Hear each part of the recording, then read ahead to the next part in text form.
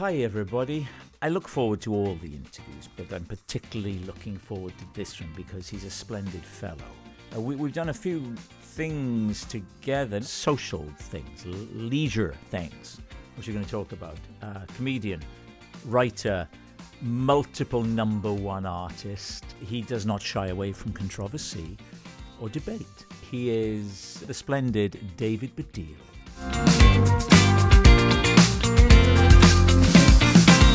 Well, this is exciting. Isn't it? This is exciting. How are you? All right. My face is enormous in shot. Well, look.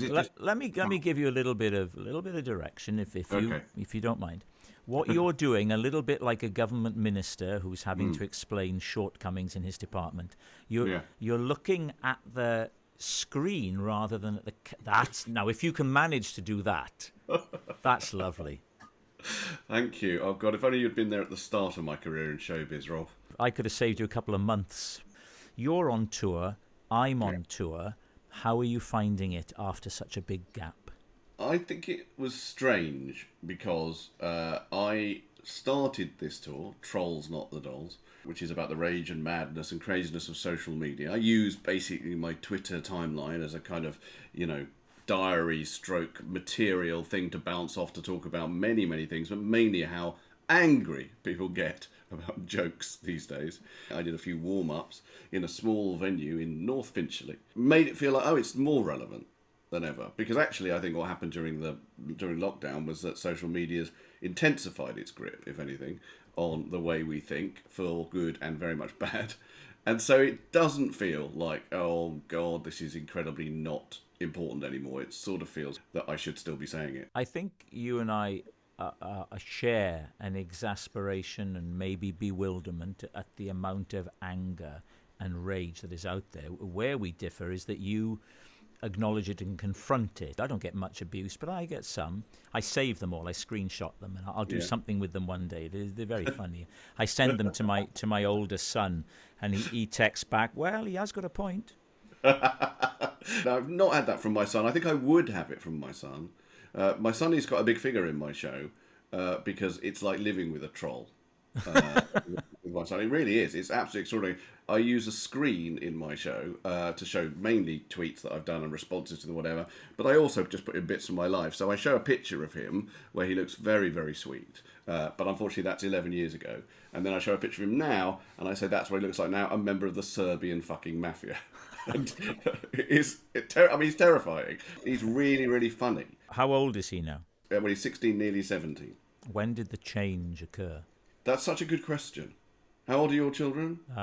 27, 24, 22, 13 and 10. You've got 5? Yes, sir. Oh, no wonder you're going on tour. It's you and Jason Manford continually going on tour to support the children habit. I always think. I can't offer any defence or rebuttal to that. Yeah. But it's a very good question. Ezra, at some point in about 2017, transformed to a big hulking bloke whose main interest is taking the piss out of me. He started calling me David quite early on. In fact, I show in the show this very psychotic Father's Day card with me looking like an absolute weird apparition in which he wrote, "Happy Father's Day, Dave." That's very clever. That's very undermining, isn't it?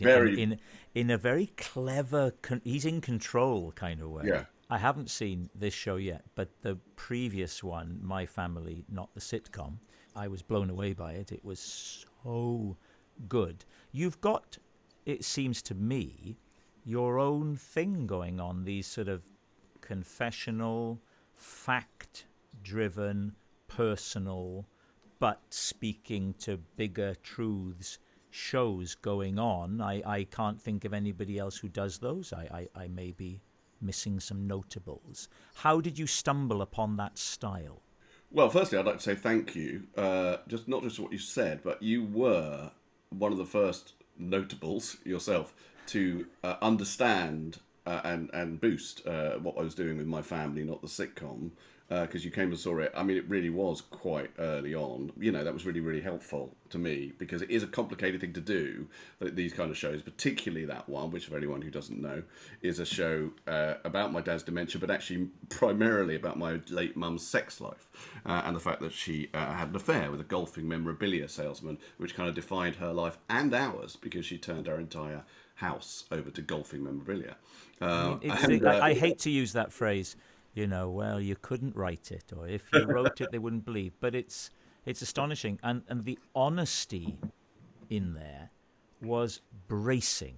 But I know truth is a huge thing for you. I mean, there's a sort of more straightforward thing, I guess, which is that I was obviously doing an awful lot of stand-up when I started, but then when I first got on the telly with Rob Newman and doing Wembley and all that kind of stuff.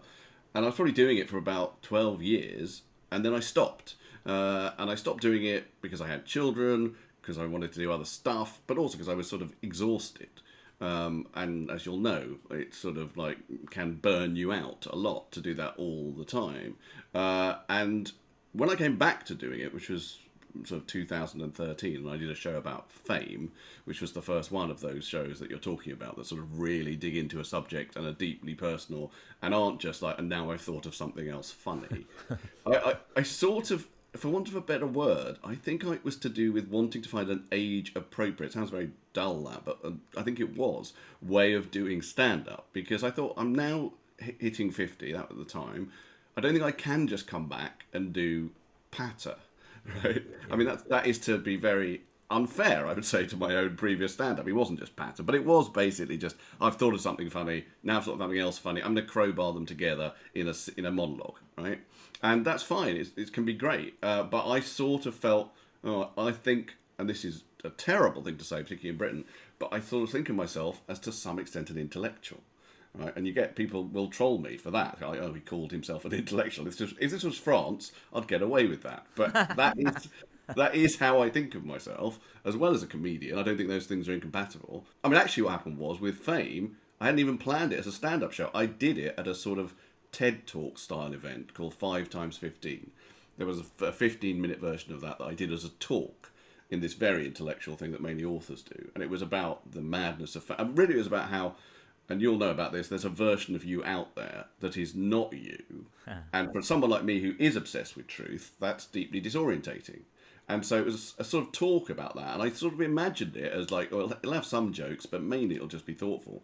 But it got so many laughs that I thought, this might be a way of doing stand-up that feels to me, as I say, more appropriate to who I am now, which is why I developed that form.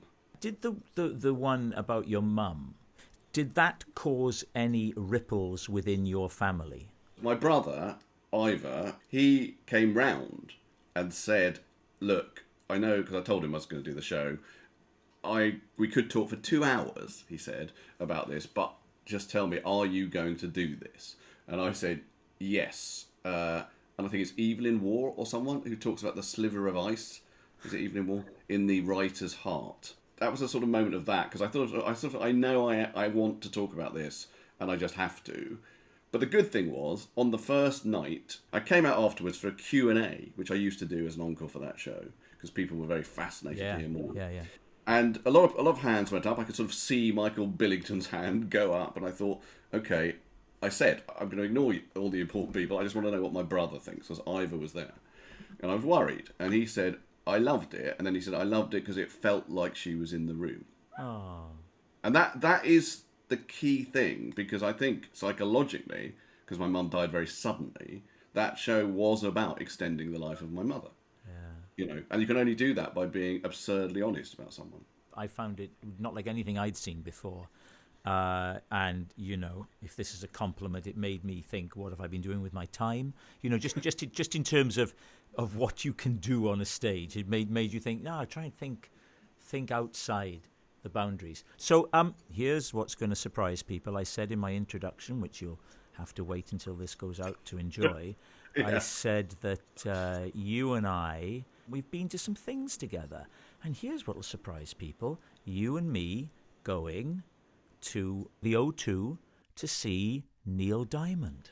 Yes. Actually, what's slightly weird about that is completely unfairly, Neil Diamond has since been set up as a kind of rival of mine, in the sense that during the last Euro competition, there was a thing which my manager feels was actually a conspiracy created by the FA, who don't really like Three Lions, which is true. They don't really like Three Lions because they think Why?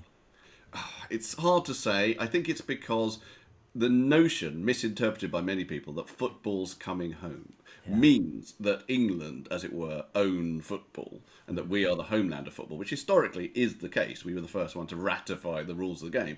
But anyway, that somehow that's offensive to other FAs, to like the Croatian FA or whatever. Yeah. He became convinced, my manager John Thode of Avalon, that the promotion of Sweet Caroline as a song to sing after football matches. I mean, Three Lions was obviously sung anyway, but then it was followed often by Sweet Caroline. And he felt that the England team, Gareth Southgate and others, were very much getting behind Sweet Caroline. But I can't bear the idea that I'm being set up against Neil, because Neil is the Jewish Elvis. Did you know I did a big ITV show with him that where I went to America and I interviewed him? Yeah, I do know it. I haven't seen it. I'm only telling you because of a funny thing that happened, which I think you'll get a kick out of. Who says that? You'll get a kick out of this. Listen to this. So I go over there. I'm a big fan, and they asked me to do it. I go, of course I'll do it, yes. And I spend about 3 days with him. We go to his childhood apartment in Brooklyn. We run up the stairs that features in that song, Brooklyn Roads. We go on the roof looking out. Amazing, you know. And then at one point, we're stood on the shores of the Hudson looking at the Brooklyn Bridge. And I thought, I'm going to try this, see where he goes with it. So I said, you know, Neil, I said, LA's fine. The sun shines all the time, and the feeling is laid back. And then I looked at him. Is he going to bite? Yeah. And from my memory, he kind of went, well, palm trees grow and rents are low, but I keep thinking about making my way back. I said, you're New York City born and raised. Yeah, but nowadays I'm lost between two shores. And we went on, and we did it. And it was one of the best moments of my life. That is beautiful. How beautiful that showbiz has gifted us moments like that. Let's talk books. I read Time for Bed a long time ago. That came out around about, was it 2000? No, 1996 or 1997. Oh, was it? 97. Yeah, that was written in the glory days. It was written. I tell this story, which I don't know is true, which is unlikely for me, except I can't remember.